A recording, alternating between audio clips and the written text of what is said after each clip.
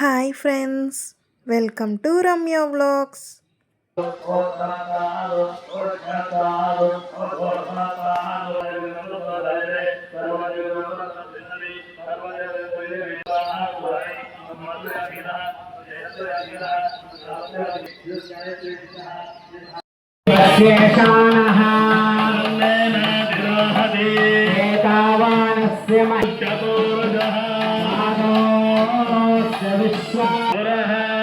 పురుషేణ హవిషా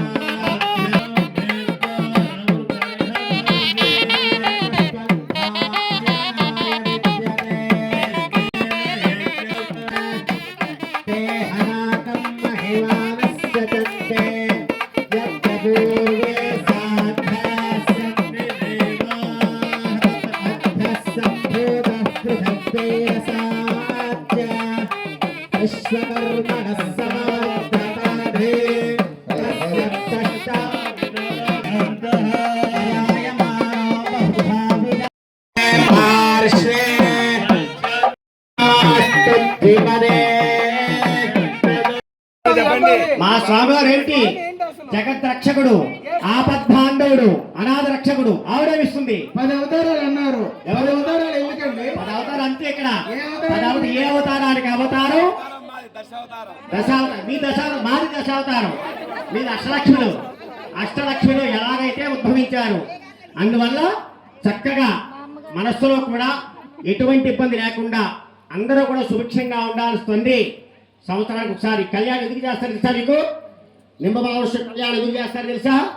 ఏదైనా సుభిక్షంగా ఉండడానికి, మన కోసం కాదు, మన ఊరు కాదు, మన రాష్ట్రం, మన స్థాయి అంతా కూడా మన బంధువులందరూ ఈ కళ్యాణం ఎదుర్కోవడం ఎందుకు తెలుసా? అమ్మవారు ఎవరు చూసుకోలేదు ఎప్పటికూ, లోపల రోజు చూసుకోరు, ఇప్పుడు చూసుకుంటారు. అందువల్ల ఎదుర్కోవడం అంటే అమ్మవారు అయ్యవారు పరిచయం చేసుకునేది అనమాట. అమ్మవారితో జనం ఎక్కువైపోయారు, అయ్యవారితో తక్కువయ్యారు. మీ స్వామివారు చెప్పండి. మా స్వామివారు మహా సాత్పురం, అందరికి తెలియంది ఏముంది? మాకు చెప్పాలి. ఏ అవతారంలో కూడా అవతారమే. రాముడు వారు అవతారం ఎత్తాడు, దేనికి ఎత్తాడు?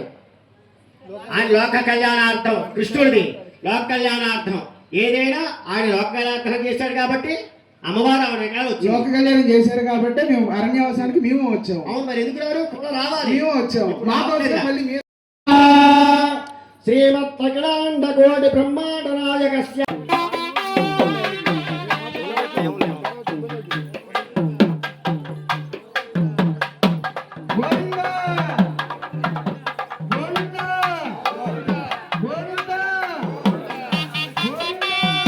స్వామివారిని అక్కడ ఆవాహన చేసి చక్కగా ఆయనకు కావలసిన విధంగా ఈ యొక్క కళ్యాణం జరిపించిన ఆయన అని చెప్పేసి గణపతిని అర్థించాం. మనం వేడుకున్నాం.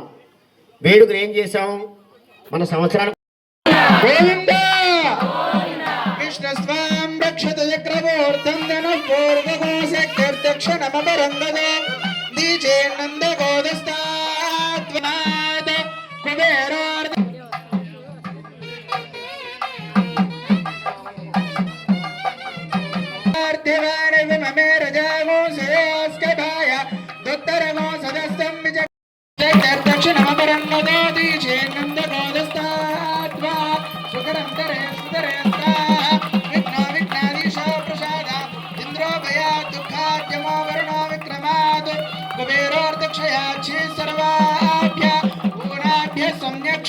మనస సర్వే రక్షంతో శుభగం శుభం శుభగం శుభం రక్షాబంధన ముహూర్త శుభముహూర్త అస్తు.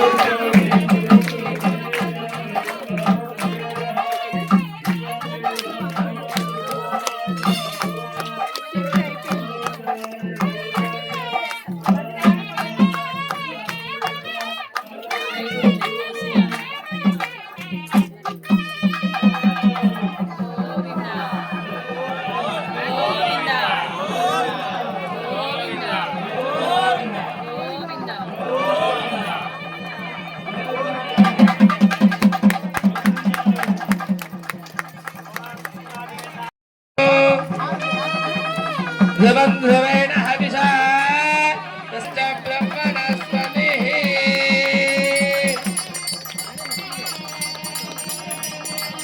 తస్సుభవోత్తోస్తు ఏతత్ సుభవోత్తకాలే సూర్యాదీనార్ణవానాం గ్రహాణామత్యంత అనుకూల్యతా ఫలసిద్ధిరస్తు